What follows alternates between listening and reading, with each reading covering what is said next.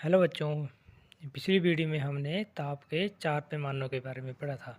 कौन कौन से थे? वो थे, पहला था सेंटीग्रेड सेल्सियस, दूसरा था फ़ारेनहाइट, तीसरा था केल्विन और चौथा था र्यूमर। और हमने ये भी पढ़ा था कि इसमें सिर्फ 3 स्केलों में ही डिग्री लगती है और केल्विन जो हो उसमें डिग्री नहीं लगती है। तो हमने इनके बारे में पढ़ चुके हैं। आज हम इनके कन्वर्जन के बारे में पढ़ेंगे कि इनको अगर हमने सेल्सियस से अगर हमने सेल्सियस से डिग्री फ़ारेनहाइट में तापमान कन्वर्ट करना है या फ़ारेनहाइट से केल्विन में तापमान कन्वर्ट करना है तो उसे कैसे कन्वर्ट करेंगे, तो उसके बारे में हम आज की वीडियो में पढ़ेंगे। तो हमने ये पढ़ा था कि जो उसके मैक्सिमम और मिनिमम तापमान के बारे में हमने पढ़ा था। जैसे ये आ गया MAXI, इसका मतलब मैक्सिमम मतलब सबसे ज़्यादा, और मिनिमम मतलब कम से कम। तो हमने ये पढ़ा था कि डिग्री सेल्सियस में मैक्सिमम तापमान कितना था, 100 डिग्री सेल्सियस, और मिनिमम तापमान था 0 डिग्री सेल्सियस। फिर हमने फ़ारेनहाइट में पढ़ा था। फ़ारेनहाइट में सबसे ज़्यादा तापमान कितना था, 212 डिग्री फ़ारेनहाइट, और मिनिमम कितना था इसमें, 32 डिग्री फ़ारेनहाइट। फिर हमने केल्विन के बारे में पढ़ा था। केल्विन में मैक्सिमम तापमान था 373 केल्विन, और मिनिमम तापमान कितना था, 273 केल्विन। फिर हमने र्यूमर स्केल थी एक चौथी, उसके बारे में पढ़ा था। र्यूमर स्केल, इसका मैक्सिमम तापमान टेम्परेचर जो होता है वो 80 डिग्री र्यूमर होता है, और मिनिमम जो होता है वो 0 डिग्री र्यूमर होता है। तो इसके बारे में हम पढ़ चुके हैं। तो आज मैंने ये आपको दोबारा इसलिए बताया था कि इसका इधर यूज होगा। देखो, तो इसका एक रिलेशन होता है, मतलब उसी ही कम्बिनेशन होता है सभी का, उससे ही हम इसके फार्मूले निकालते हैं। तो इसका रिलेशन जो होता है वो बराबर है स्केल। सिर्फ इस फार्मूले को याद रखना इम्पोर्टेंट है। अगर हमें ये फार्मूला याद, उसकी सहायता से हम सभी टेम्परेचर्स को कन्वर्ट कर सकते हैं। Degree Celsius two degree kelvin, degree Fahrenheit two degree Celsius, या डिग्री फ़ारेनहाइट को केल्विन या र्यूमर में कन्वर्ट कर सकते हैं। तो स्केल माइनस मिनिमम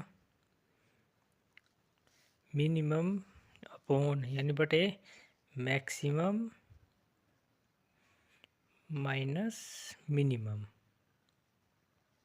ये इसका बहुत ही इम्पोर्टेंट फार्मूला है, इसको याद रख लेना। तो इसकी सहायता से ही सभी इसके फार्मूले निकलते हैं। देखो, पहला है हमने सेल्सियस के लिए लिखना है। क्या मैंने पहले बताया कि 100 डिग्री सेल्सियस जो वो 212 डिग्री फ़ारेनहाइट के बराबर है, ये सभी आपस में बराबर हैं, और ये भी सभी आपस में बराबर हैं। तो स्केल के हमने पहले सेल्सियस के लिए लिखते हैं। तो इधर आ गया C, तो ये आ गया C। फिर इसमें क्या लगा माइनस, फिर माइनस लगा दिया हमने। फिर इसका मिनिमम तापमान कितना है इसका, डिग्री सेल्सियस का 0 डिग्री सेल्सियस, जिस पर कोई चीज़ जम जाती है वो होता है मिनिमम। तो 0 डिग्री सेल्सियस है तो आ गई 0, फिर लगा दिया हमने अपॉन n बटे, फिर मैक्सिमम तापमान कितना है इसका, 100, तो हमने इधर लिख दिया 100। फिर लगा क्या है माइनस लगा दिया हमने। फिर इसका मिनिमम तापमान कितना है, 0, तो आएगी इधर 0।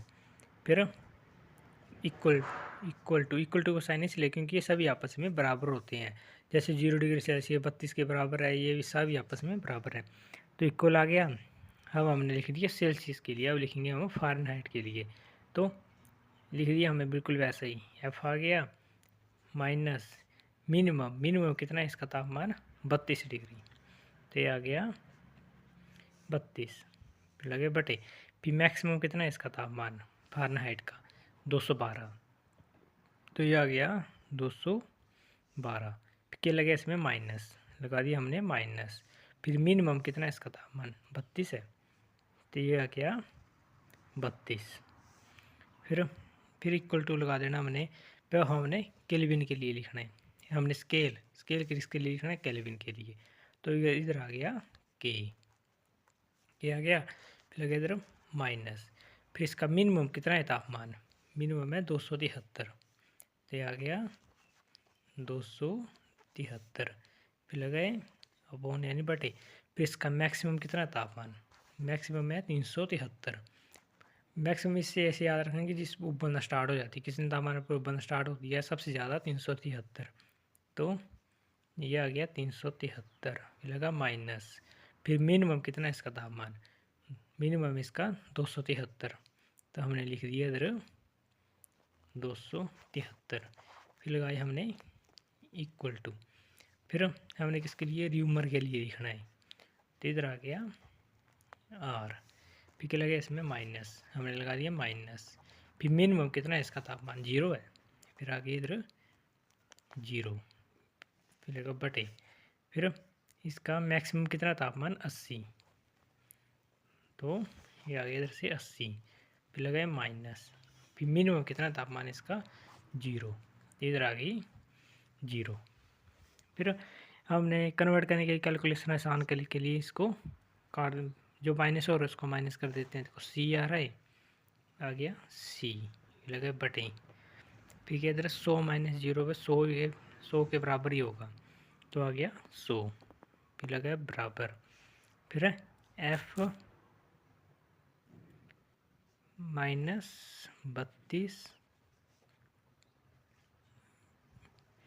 बटे 212 में से 32 गए तो कितने बचेंगे, 2 में से 2 गए तो 0, फिर एक इधर से ले लिए, 11 में से 3 गए तो 8,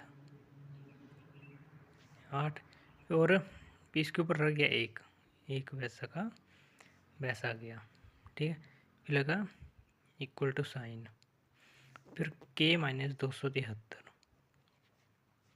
के माइनस 273 बटे 373 में से 273 गए तो 100 बचते हैं, 100 बचते हैं, आ गया, फिर लगा बराबर आर माइनस 0 आर के बराबर हो गया, फिर 80 माइनस 0 वो भी 80 के बराबर हो गया, आ गया, फिर अब इसमें कॉमन वैल्यू सभी वैल्यू 20 से कट रही है, 20 को 5 के साथ गुणा करेंगे तो 100 आ रहा है, फिर 9 के साथ गुणा करेंगे तो 180 आ रहा है, 5 के साथ 100 और 4 के साथ गुणा करेंगे तो 80 आ रहा है, तो इस वैल्यू को हम 20 से काट देते हैं, तो हम इसको 20 से डिवाइड, तो हम इस वैल्यू को 20 से काट देंगे, तो 20 में से डिवाइड किए तो क्या आ गया इधर 5, फिर हमने इसको इधर आ गया 9, फिर इधर आ गया 5 और इधर आ गया 4, तो अब हम इस वैल्यू को आगे लिखते हैं, तो सभी वैल्यू को काट के ये हमारे पास फार्मूला बन गया, और इसी फार्मूले से हम सभी वैल्यू को कन्वर्ट करेंगे हम, यह मोस्ट इम्पोर्टेंट, अगर हमने किसी भी सेंटीग्रेड को फ़ारेनहाइट केल्विन या र्यूमर में कन्वर्ट करना तो ये सबसे इम्पोर्टेंट फार्मूला है, अगर हमें ये फार्मूला पता नहीं होगा तो हम कन्वर्ट नहीं कर पाएंगे। फिर अब फॉर एग्जांपल के लिए देखते हैं, फॉर एग्जांपल हम मान लीजिए 50 डिग्री सेल्सियस जो हो उसको फ़ारेनहाइट में कन्वर्ट करना है, 50 डिग्री सेल्सियस को फ़ारेनहाइट में कन्वर्ट करना है, तो क्या आ रहा है इसमें सी और एफ आ रहा है, तो सी और एफ ये है ना, तो हमें इतने फार्मूले को ही यूज़ करेंगे, आगे वाले फार्मूले को नहीं देखेंगे, तो हमने ये फार्मूले लिख दिए हैं इधर, इस फार्मूले को हम ऐसे लिख देंगे, बराबर है एफ माइनस 32/9, ये लिख दिया फार्मूला।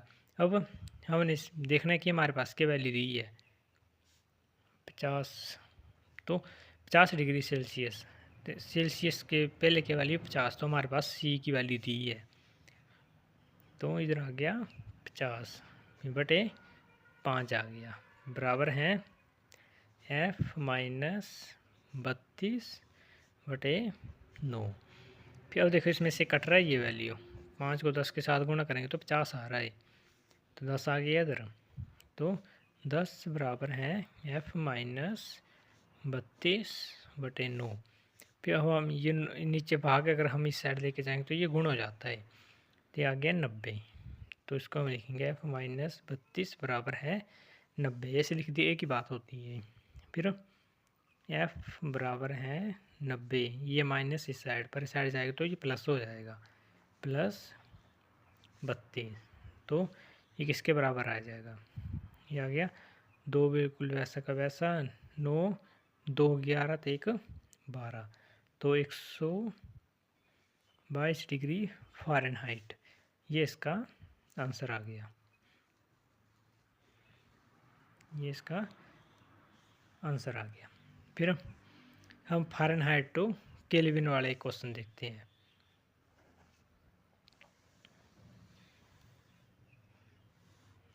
देखो, अगर मान लीजिए हमारे पास क्वेश्चन है कि 60 डिग्री फ़ारेनहाइट जो वो उसको केल्विन में कन्वर्ट करना है, 60 डिग्री फ़ारेनहाइट को केल्विन में कन्वर्ट करना है, तो इसका फार्मूला क्या होगा, तो हमने देख लेना कि फ़ारेनहाइट और केल्विन किस में आ रहा है, इसमें और इसमें आ रहा है, तो हम इन दो वैल्यू को ही यूज़ करेंगे, साइड वाली दोनों वैल्यू नहीं देखनी है।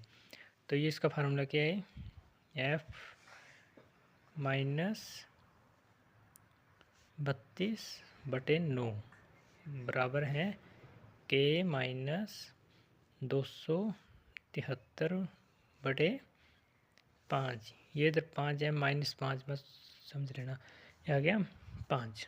फिर हमें क्या वैल्यू दी है, F से पहले वैल्यू लिखी ना कोई, तो हमें F की वैल्यू दी है, तो हमने इधर 60 लिख देना, 60 माइनस 32 बटे 9 आ गया, बराबर है फिर K, ये हमने कन्वर्ट करना है, कभी ज्ञात करनी है इसकी वैल्यू, K माइनस 273 बटे 5, ये आ गया। फिर अगर 60 में से 32 गए तो कितने बचेंगे, 60 में से 32 गए तो 10 में से 8 2 गए तो बचते हैं 8, और 5 में से 3 गए तो बचते हैं 2, 28 आएगा इसका। फिर आगे नीचे 9, फिर बराबर है K माइनस 273 बटे 5, इस साइड भाग है ये, पर साइड जाएगा तो ये गुण हो जाएगा, तो हम इसको ऐसे लिखेंगे K माइनस 273 बराबर है 28 गुणा 5 बटे 9। फिर इसके आगे आएगा ये K माइनस 273 बराबर है 28 को 5, तो हमने इसको गुणा करनी है, 28 गुणा 5 बटे 9, तो 28 को 5 के साथ गुणा करेंगे तो क्या आएगा 8, 5 को 8 के साथ गुणा किए तो 40, 0 ऊपर है 4, 140 आएगा, then 140 बटे 9, 140 बटे 9, फिर 9 हम इससे भाग करेंगे, तो हमने इसको भाग किया तो कितना आएगा, ये आएगा 15.5, 15.5 आएगा इधर, फिर 15.5 आ गया। फिर हमने बराबर है इस साइड के 273 माइनस है, पर साइड जाएगा तो प्लस हो जाएगा, ये आ गया 15.5 प्लस 273, तो हमने इसको सभी को ऐड किया तो ये आएगा 288.5 केल्विन, ये इसका आंसर आ गया। हमें अगर हमें इसकी max temperature Celsius Fahrenheit kelvin और ड्यूमर की जो इसकी मैक्सिमम और मिनिमम वैल्यू वो पता होगी तो हम इस प्रश्न को बहुत ही आसानी से कर सकते हैं। अगर आपको ये वीडियो अच्छी लगी हो तो please like comment and share कर देना। Thank you.